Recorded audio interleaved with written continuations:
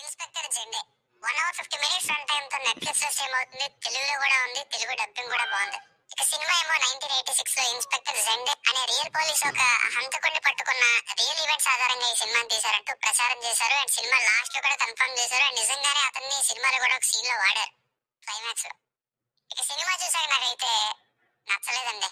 Even Manoj Bajpai గారు కూడా ఈ సినిమాని సేవ్ చేయలేకపోయారు అనిపించింది. ఒక్కటంటే ఒక్క సీన్ కూడా ఇంట్రెస్టింగ్ గా లేదు. బోరింగ్ రైటింగ్స్ తో మొత్తం సినిమాని నింపేశారు. ఇప్పుడు 1986 లో మొబైల్స్ ఇవేమీ లేవు కాబట్టి ఒకరిని పట్టుకోవడానికి మెయిన్ గా కొందరు మనుషుల దగ్గర ఇన్ఫర్మేషన్ తీసుకుని ఇన్వెస్టిగేట్ చేస్తుంటారు. అదే చూపించారు ఇంపాక్ట్. కానీ ఇన్వెస్టిగేషన్ థ్రిల్లింగ్ గా లేదు. కామెడీ థ్రిల్లర్ గా వచ్చిన కామెడీ కూడా మూవీ ఫ్లో లో వర్కౌట్ అవ్వలేదు. ఎంతకీ ఇంట్రెస్ట్ క్రియేట్ అవ్వలేదు. ఇక లాస్ట్ గా ఒక దగ్గర పట్టేసుకుని కథ సమాప్తం అన్నట్టు ఎండ్ చేశారు. ఓన్లీ భార్యాభర్తల సీన్స్ ఒకటి రెండు, అవి కూడా ఆవిడ ప్రెజెన్స్ వల్ల పర్వాలేదు అనిపించాయి. పచ్చిగా చెప్పాలంటే ఇలా తీయడానికి ఇంతటి సినిమాకి బేస్డ్ ఆన్ రియల్ ఈవెంట్స్ అనే చెప్పాలా అనేలా ఉంది. ఫ్యామిలీతో చూడొచ్చా అంటే కుబేర సినిమాలో నటించిన విలన్, ఇందులో కూడా అతనే విలన్. కార్లుగా చేశారు ఖైదీగా. ఆయన 5 స్టార్ హోటల్లో ఉంటే స్టార్టింగ్ లో ఒక 5 seconds ఇలా ఒక 2 చోట్ల ఇబ్బంది పడుతుంది. మిగతా అంతా చూడొచ్చు. బేసిక్ స్టోరీ లైన్ చాలా సింపుల్. కార్లని ఒక హంతకుడు తిహార్ జైలు నుంచి తప్పించుకుంటే ముంబై పోలీస్ తిరిగి అతన్ని పట్టుకున్నారా లేదా అన్నది స్టోరీ. ప్లస్ అయితే only production values, performances, music. ఈ మధ్య డబ్బులు ఖర్చు పెడితే కామన్ అయిపోయాయి. సో వీటిని పెద్దగా పట్టించుకోవాల్సిన పనేం లేదు.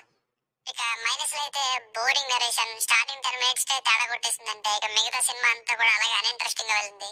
ఎక్కడ కూడా ఇంట్రెస్ట్ క్రియేట్ అయ్యేలా ఒక్క హైలైటెడ్ సీన్ కూడా లేదు. ఇన్ఫాక్ట్ బోర్ కొట్టింది. ఎంతకంటే ఏం మాట్లాడినా వేస్ట్. సో ఫైనల్ గా మూవీ వర్డిక్ట్ ఏంటంటే ఒక హంతకుడిని ఎలా పట్టుకున్నారనే దాన్ని కార్తీ గారి కాకి సినిమాలో ప్రతిదీ అలానే ఉండనక్కర్లేదు. కానీ ఎంతో కొంత ఇంట్రెస్టింగ్ గా ఉండాలి. ఎలా పట్టుకున్నారు, ఇన్వెస్టిగేషన్ ఎలా సాగింది అన్నట్టు.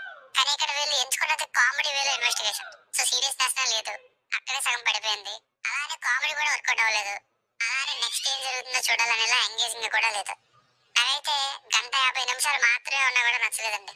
So disappointing film for me. దీనికి రేటింగ్ వచ్చేసి నా ఒపీనియన్ 2/5. మీకు వర్క్ అయితే మరిన్ని రివ్యూస్ కోసం మన ఛానల్ ని సబ్స్క్రైబ్ చేసుకోండి. Thank you.